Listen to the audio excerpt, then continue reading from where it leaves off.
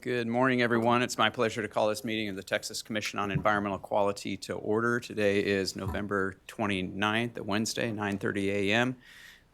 With us today are Commissioners Emily Lindley and Bobby Janecka, as well as our General Counsel, Mary Smith, and I am John Neerman.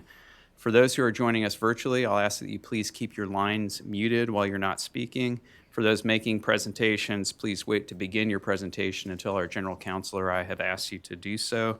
On items where argument or discussion is allowed, we will inform speakers of their time limits.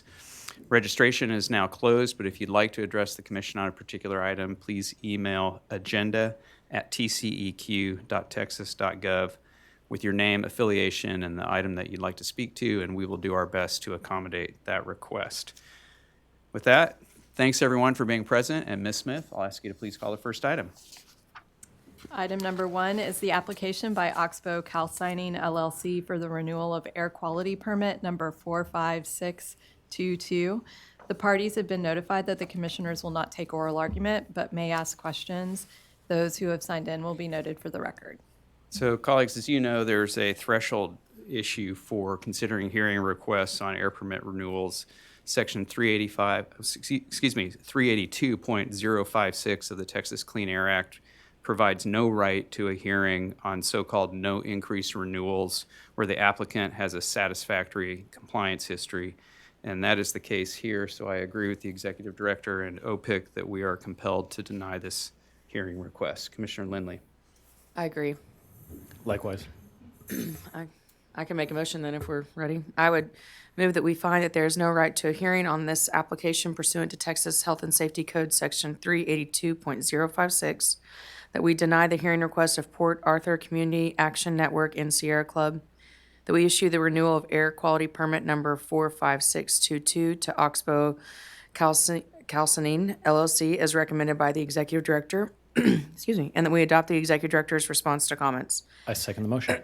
The motion has been made and seconded. All those in favor say aye. Aye. The motion carries. Ms. Smith, when you're ready, please call the next item.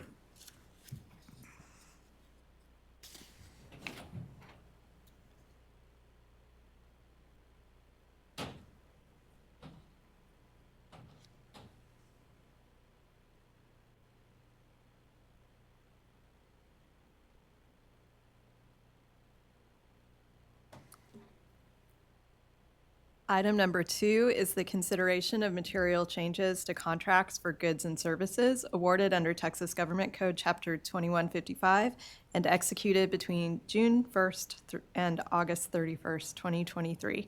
The executive director's staff is here to present this item. Good morning. Good morning, Commissioners, General Counsel, and Public Interest Counsel. For the record, my name is Roger Doobie, the Purchasing Supervisor of the Financial Administration Division. I have with me Chris Gobert, the Procurements and Contracts Section Manager of the Financial Administration Division, and Yvette Owens, Contract Specialist 5 of the Financial Administration Division, and we are representing the Executive Director.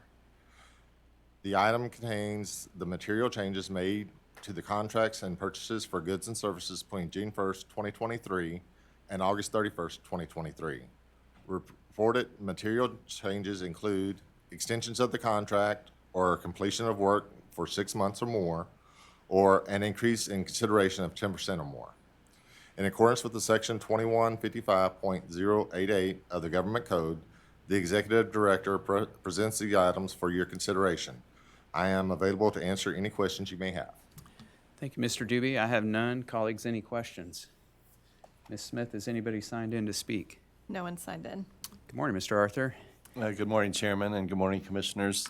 For the record, I'm Garrett Arthur, TCEQ Public Interest Counsel. OPIC supports approval and issuance of the ED's proposed resolution that acknowledges material changes to contracts for goods and services. Thank you, colleagues. I have reviewed these changes, and I'm ready to approve them. Likewise, I move that we approve issuance of the Executive Director's proposed resolution that acknowledges the material changes to contracts for goods and services in accordance with Texas Government Code Section 2155.088 as described in the TCEQ Interoffice Memorandum to the Commissioners and Interim Executive Director dated November 29, 2023 in docket number 2023-1228-MIS. I second. The motion has been made and seconded. All those in favor say aye. Aye. Aye.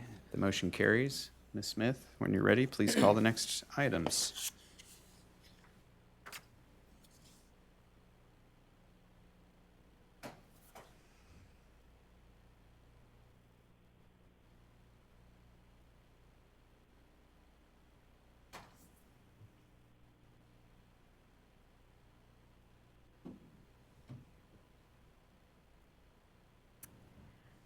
That takes us to our enforcement docket, which are items 3 through 16, and the executive director's staff is here to present these matters. Good morning. Good morning, Chairman, Commissioners, General Counsel, and Public Interest Counsel. For the record, my name is Melissa Cordell of the Enforcement Division, and with me today are Michael Parrish, also of the Enforcement Division, and Gitanjali Yadav of the Litigation Division, representing the Executive Director. Pending before you are items 3 through 16. The total assessed administrative penalties are $319,579, with $42,543 deferred, $91,555 applied towards supplemental environmental projects, and $185,481 to the general revenue. We respectfully request approval of these items and are available to answer any questions you may have. Thank you, Ms. Cordell. I have none. Colleagues, any questions? No, thank you. Ms. Smith, has anybody signed in to speak? On items 4, 7, 9, 10, and 13, we had individuals signed in and available for questions, but they didn't ask to address the commission. Otherwise, that's it. They will be noted for the record. Thank you. Mr. Arthur, what say OPIC? OPIC supports adoption of these enforcement orders as presented by ED staff. Colleagues, I do too. I'm ready to move forward. I agree. I would move that we adopt items 3 through 16 as recommended by the Executive Director. I second the motion. The motion has been made and seconded. All those in favor say aye. Aye. The motion carries. Ms. Smith, when you're ready, please call the next item. Item 17 is the consideration of the monthly enforcement report, and the executive director's staff is here to present. Good morning, Chairman, Commissioners, General Counsel, and Public Interest Counsel. My name is Melissa Cordell of the Enforcement Division, and with me are Michael Parrish of the Enforcement Division and Gitanjali Yadav of the Litigation Division. We are here to present the monthly enforcement report for fiscal year 2024 through September. There were 25 effective administrative orders issued, and of those, 3 contained supplemental environmental projects. These orders assessed a total of $2,348,672, with a payable amount of $286,208. $2,051,688 are to be paid towards supplemental environmental projects. 1,211 notices of violation have been issued through either our field offices or review of self-reported data in our central office, and 113 enforcement action referrals have been received. There are 2,613 pending administrative orders with 1,356 cases that are on the backlog. 176 cases are pending at the Attorney General's office for representation in district court, and no judgments have been issued. 2,113 cases are being tracked for compliance. We are available to answer any questions you may have. Thank you, Ms. Cordell. I have none. Any questions, colleagues? Ms. Smith, has anybody signed in to speak? No one on this one. Mr. Arthur, you're up. OPIC has no comment except to say we appreciate the report. I do also, and no action is necessary on this, colleagues, so thank you for the report. And Ms. Smith, I'll ask you to please call the next item.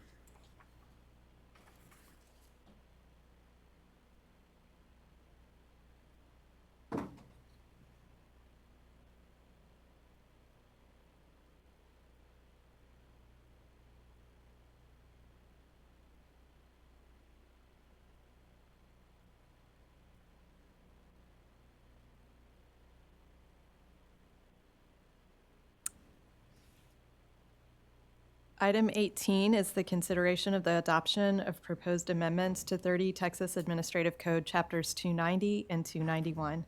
The executive director's staff is here to present this item. Good morning. Good morning, Commissioners, General Counsel, and Public Interest Counsel. On behalf of the Executive Director, I am Christina DuPont with the Water Supply Division, and with me is Ruth Takeda of the Environmental Law Division. This adopted rulemaking amends 30 TAC Chapter 290, Subchapter D, and Chapter 291, Subchapter L for consistency with the Texas Water Code, Sections 13.1394 and 13.1395, to add weather resiliency requirements consistent with the Winter Storm Uri after-action review findings, and to clarify existing state rules. The proposed rules were published in the July 14th, 2023 issue of the Texas Register. A public hearing was held on August 11th, 2023, and the public comment period closed on August 13th, 2023. The rule team did receive public comments, and based on these comments made the following substantive changes. Revised rule language to clarify that when affected utilities make personnel changes that impact their emergency preparedness plan contact information, the applicable pages of the emergency preparedness plan must be submitted to the TCEQ within 90 days of the change, and revised rule language to clarify that water systems must maintain an inventory of operational maintenance items for emergency generators. In conclusion, staff respectfully recommend adoption of this rulemaking to Chapter 290 and Chapter 291. Additionally, staff requests authorization to make non-substantive revisions necessary to comply with Texas Register requirements. Thank you. We are available to answer any questions. Thank you, Ms. DuPont. I have none. Colleagues, any questions? No, thank you. Ms. Smith, has anybody signed in to speak? No one signed in. Mr. Martinez, good morning.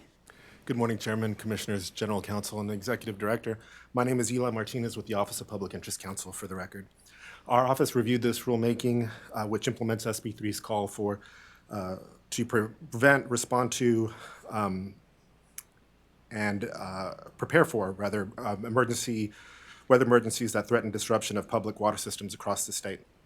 In light of the lessons that we learned from Winter Storm Uri and the tragic potential of critical resources being cut off from especially vulnerable populations like infants, those with health conditions, and the elderly, we are supportive of this rule package and appreciative of the hard and thoughtful work of staff represented by their after-action findings and the additional recommendations made relating to weatherization of critical infrastructure, preparedness efficiencies, operations criteria, additional generator requirements, and et cetera. We've also reviewed the comments that were made during the rulemaking efforts. We agree on the disposition that was arrived at by the team and feel that the most critical aspects of those requirements were preserved through the process. And for these reasons, we support adoption. Thank you. Thank you, Mr. Martinez. Colleagues, as we heard, this rulemaking implements legislation as well as recommendations coming out of our after-action review of Winter Storm Uri. There was a robust stakeholder process in the after-action review. As part of the after-action review, we also received helpful comments on the proposed rule. I appreciate all of that stakeholder engagement. I expect these amendments will help improve resiliency of our water systems in the face of the next disaster, and I am ready to move forward with adoption. Yeah, well said. I appreciate all the comments we received and all the stakeholder input and all the work that went into this. It's weird to not have that much discussion on it right now when we had so many of them previously, but I'm ready to move forward adopting what's proposed. Very well said. I will move that we adopt the amendments to 30 Texas Administrative Code, Chapters 290 and 291, as recommended by the Executive Director. A second. The motion has been made and seconded. All those in favor say aye. Aye. Aye. The motion carries. Ms. Smith, when you're ready, please call the next items.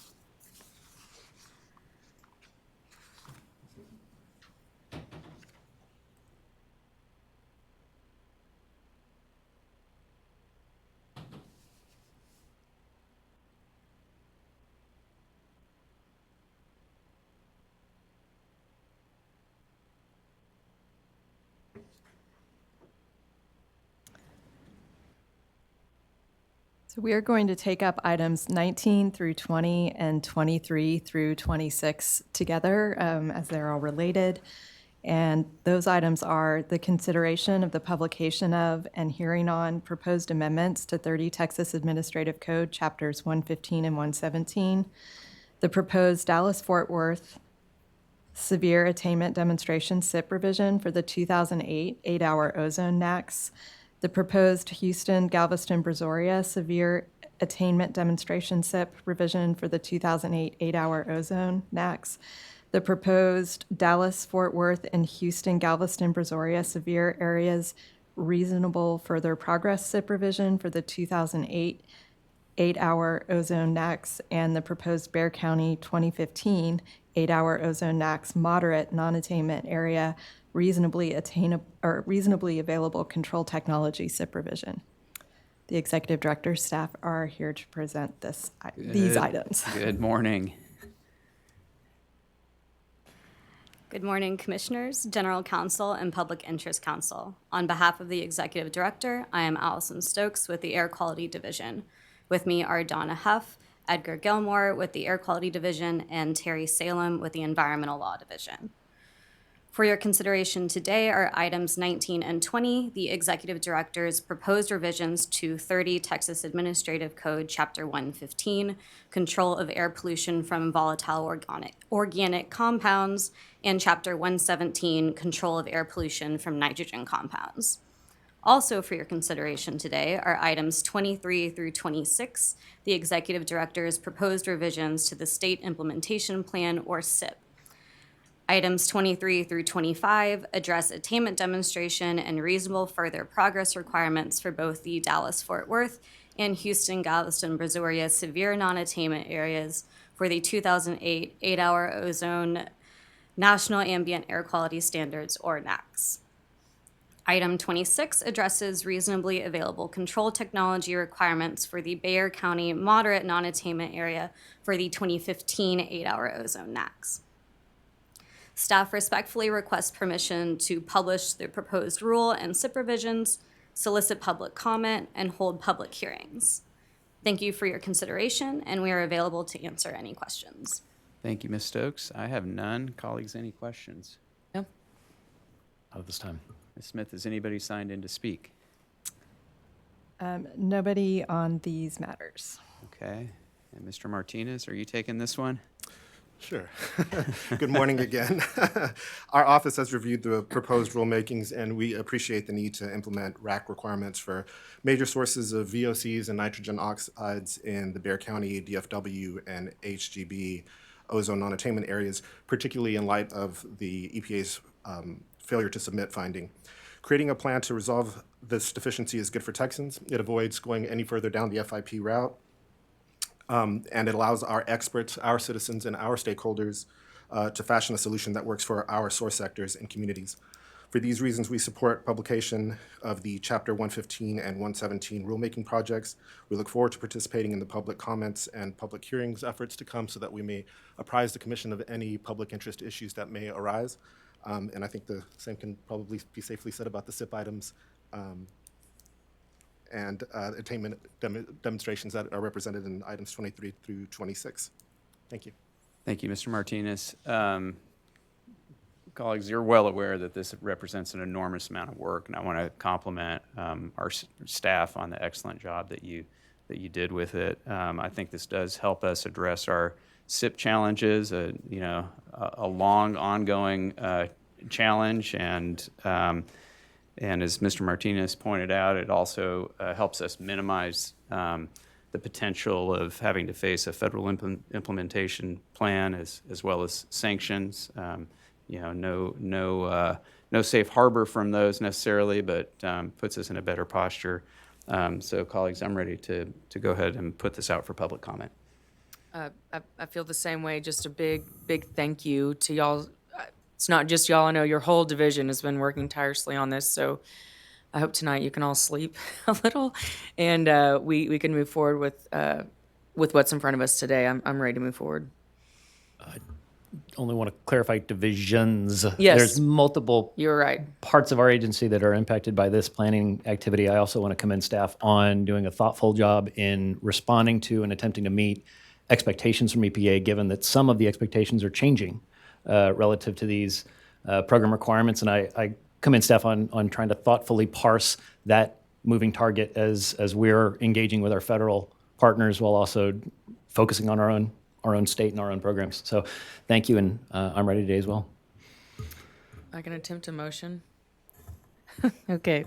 I will move that we approve the publication of and hearing on the proposed amendments to 30 Texas Administrative Code, Chapters 115 and 117, the proposed Houston-Galveston-Brazoria 2008 8-hour ozone standard severe non-attainment area attainment demonstration state implementation plan revision, the proposed Dallas-Fort Worth 2008 8-hour ozone standard severe non-attainment area attainment demonstration state implementation plan revision, the proposed Dallas-Fort Worth and Houston-Galveston-Brazoria 2008 8-hour ozone standard severe non-attainment area reasonable further progress state implementation plan revision, and the proposed Bear County 2015 8-hour ozone standard moderate non-attainment area reasonably available control technology state implementation plan revision as recommended by the executive director. I second the motion. The motion has been made and seconded. All those in favor say aye. Aye. The motion carries. Ms. Smith, when you're ready, please call the next item. The next items are 21 and 22, the consideration of the adoption of the Bear County Inspection and Maintenance SIP revision and adoption of amendments to 30 Texas Administrative Code, Chapter 114. The Executive Director's staff is here to present these items. Good morning, Commissioners, General Counsel, and Public Interest Counsel. On behalf of the Executive Director, I am Allison Stokes with the Air Quality Division. With me today are Donna Huff and Edgar Gilmore with the Air Quality Division and Terry Salem with the Environmental Law Division. For your consideration today are item 21, the Executive Director's rulemaking to amend portions of 30 Texas Administrative Code, Chapter 114, Control of Air Pollution from Motor Vehicles, and item 22, the Bexar County Inspection and Maintenance, or INM, State Implementation Plan, or SIP revision. The amendments to Chapter 114 implement an INM program in Bexar County to meet federal Clean Air Act requirements for moderate non-attainment areas under the 2015 ozone standard. The amendments also remove Ellis, Johnson, Kaufman, Rockwall, and Weiss counties from the list of affected counties required to comply with the state's low read vapor pressure control requirements. The Bexar County INM SIP revision incorporates Chapter 114 rule amendments and the Bexar County INM program to the SIP. Staff respectfully request Commission adoption of this rule and SIP revision, and we're available to answer any questions. Thank you. Thank you again, Ms. Stokes. I have none at this time. Colleagues, any questions? Ms. Smith, is anybody signed in to speak? We have an individual who has signed in but doesn't wish to address the commission on 21. And then on 22, we have 2 individuals signed in. Would you like me to call the first person? Please do. We'll begin with Jojo Hesselmeyer. Good morning, Ms. Hesselmeyer. Good to see you. Make sure you've got a green light. You know what to do. You've been here before. I do. It says it's on, so. Great. All right, good morning. Thank you, guys. Again, back in July, TSIA sent out a survey to Bexar County stations regarding the INM implementation. With the current proposed implementation date of November 2026, Bexar County station owners noted that 40% of stations would not be able to continue to operate their business after January 1 of 25, which is when the safety inspection program ends in Texas. This seems to correlate to the 60% of respondents that said their business performed other services besides inspections, while 40% of respondents said that their station was an inspection-only type business. Again, if the date is left at November 2026, there will be a supply and demand issue at stake, and that's really what TSIA wants to minimize, is that supply and demand shortfall. So again, I'd like to close with the request to please consider moving up the implementation date in Bexar County to something closer to January of 2025 for a smoother transition and optimal participation. So thank you again for your time this morning. Appreciate it. Thank you, Ms. Hesselmeyer. And then we also have Jose Garcia, who I believe is online. Are you there, Mr. Garcia? Good morning. Yes, thank you. Good morning. You're coming in loud and clear, so go ahead when you're ready, sir. Appreciate it. Thank you. I'm the owner of a vehicle inspection in the city of Kirby here in Bexar County. Thank you for the opportunity to voice my concern. The implementation of the emission program in Bexar County, in my opinion, should start as early as possible to avoid the closing of all the inspection stations in Bexar County. Leaving a gap that long will create more logistical problems that will impact more than one vehicle's owners in Bexar County and complicate the registration of motor vehicles at the tax office. And also, the recommendation for the fee, in my opinion, should be reevaluated to be in line with the cost of doing business in the present economy. Thank you for listening to me. Thank you, Mr. Garcia. We appreciate you joining us and sharing your thoughts. All right, let's hear next from OPIC. Ms. Mehta, good morning. Good morning, Chairman, Commissioners, General Counsel, and Executive Directors, attorneys, and staff. For the record, I'm Pranjal Mehta on behalf of OPIC. Our office has reviewed this rulemaking. OPIC understands that Bexar County's reclassification to moderate non-attainment requires the implementation of a vehicle emissions inspection and maintenance program, and a state implementation plan revision is necessary to incorporate this program into the SIP. Additionally, the rulemaking removes certain counties from the state law RVP program to prevent overlapping requirements with federal regulations. This rulemaking would be a critical step to ensure compliance with air quality standards and safeguard the public health. Our office has reviewed the state implementation plan revision, which would expand the inspection and maintenance program to Bexar County.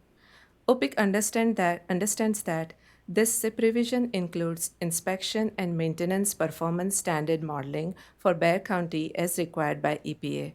OPIC supports adoption. Thank you. Thank you, Ms. Mehta. Colleagues, first of all, I appreciate all the comments on this SIP and rule package. My concern, I share Ms. Hesselmeyer's concern about supply and demand and whether there will be adequate inspection capacity in Bexar County to meet the demand.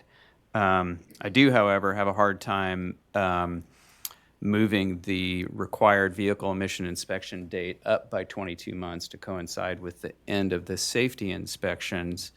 In my mind, that just creates a large expense and burden on Bexar County motorists, and so I'm inclined not to adjust the proposed deadline and to keep it at November 2026. Looking at the fees, it's pretty clear to me, based on the available fee studies, that the cap, the maximum fee of $11.50 for those inspections is not adequate. And we do have another fee study underway. We may eventually need to do some rulemaking to adjust fees really for all the inspection counties. But what I'd like to discuss this morning, I think we should consider changing the fee for Bexar County today from what's proposed to something higher. And I'm concerned about the signal that we're sending to folks who might want to get into the business of testing vehicle emissions in Bexar County, and the amount of time that they're going to have for planning. I understand that our next fee study, well, first of all, I think we have quite a bit of information about what the fees, what a reasonable range for the fees might be based on existing studies. But the next study, I understand, won't be completed until the end of Q1 of next year.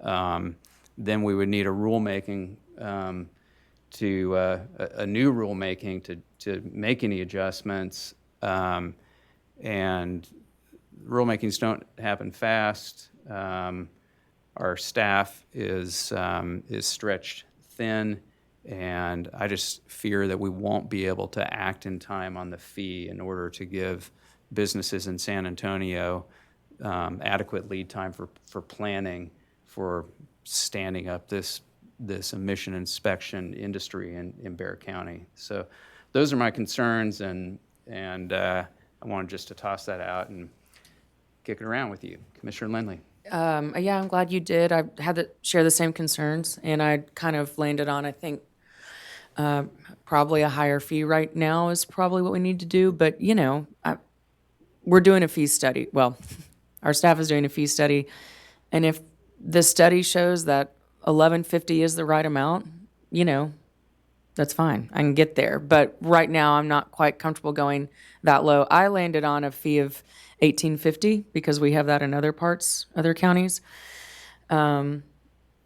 So Yeah, I don't want to move up the date. I agree with everything you said. And the number I kind of landed on was just the lower of that $18 to $22 range.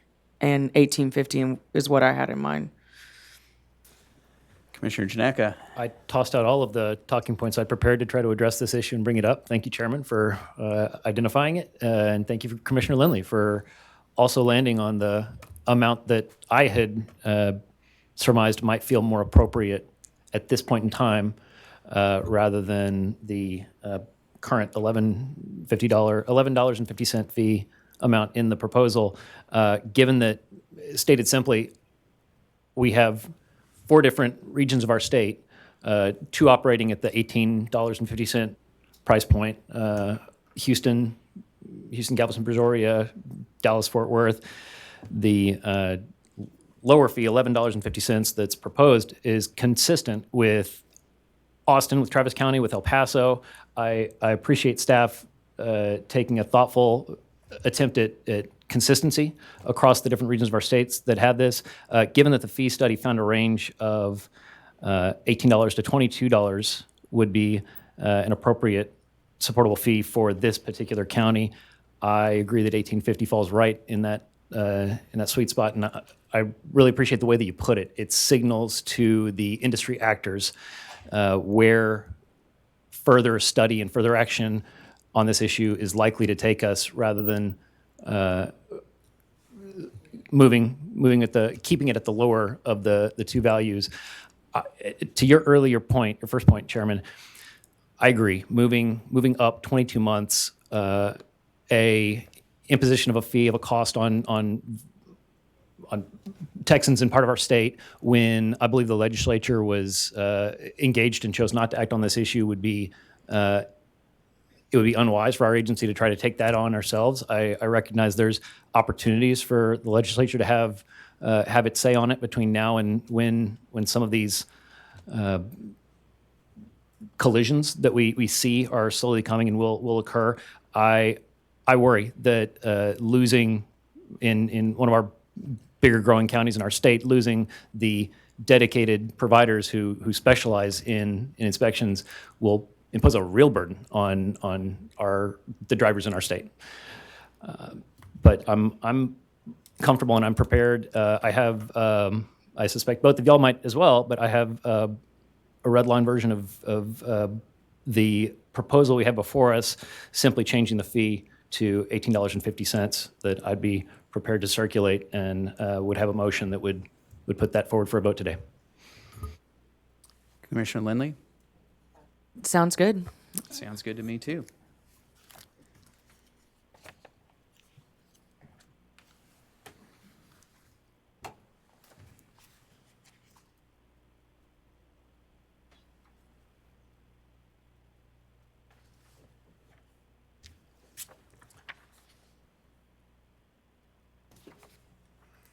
Commissioner Janeka, there's a lot of paper here. What I might propose is that we take a recess to study this, and then come back and pose any questions we may have, and then hear a motion.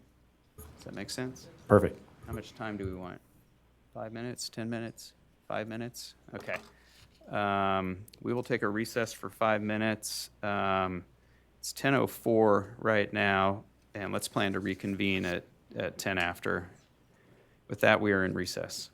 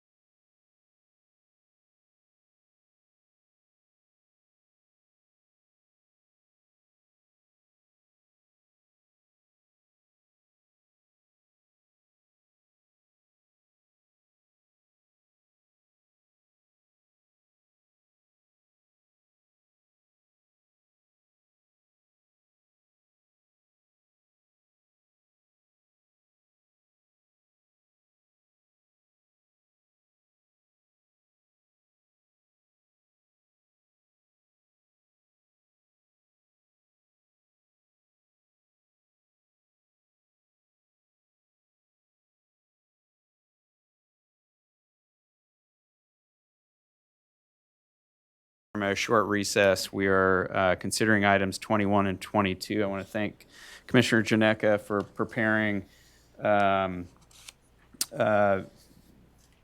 revised response to comments and preamble to reflect a change of the maximum fee for emission inspections in Bexar County from $11.50 to $18.50. I support that. I'm fine with the documents you've presented. Commissioner Lindley, what's your sense?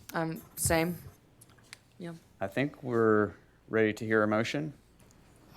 I'm reluctant to open the floodgates, but I wonder if we might just check in with executive director staff and ensure that this doesn't set off any potential problems if we act right now rather than waiting another 5 or 10 minutes. Alarm bells? Thank you. My name is Terry Salem. I'm a staff attorney for the executive director from the Environmental Law Division. We did notice there's one issue on page 25 of the red line version. It's a very small issue. It's just an example. The red line discussion notes that the amount is consistent with the Bexar County Inspection and Maintenance Program Study Final Report, and then that is defined as the Bexar County I&M study. However, when you go back to page 7, in the actual rule preamble where we discuss this study, we do not define it as such. There is a link to where the study could be found. This is the kind of thing that the staff would request that you allow us to look for and make appropriate conforming changes.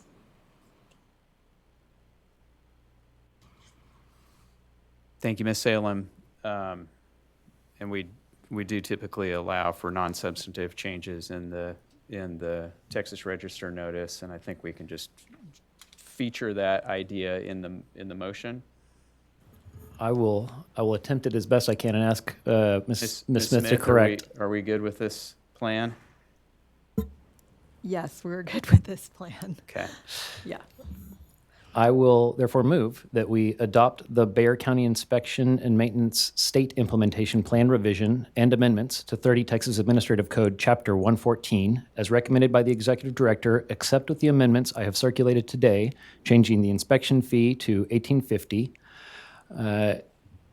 allowing staff to make further non-substantive changes and corrections as appropriate. I will second that. Is that good, Ms. Smith? Yes. I second. And our general counsel has not thrown a flag on this play, so I'm ready to call for a vote. The motion has been made and seconded. All those in favor say aye. Aye. Aye. Motion carries. Thank you all very much again. And Ms. Smith, when you're ready, I'll ask you to please call the next items.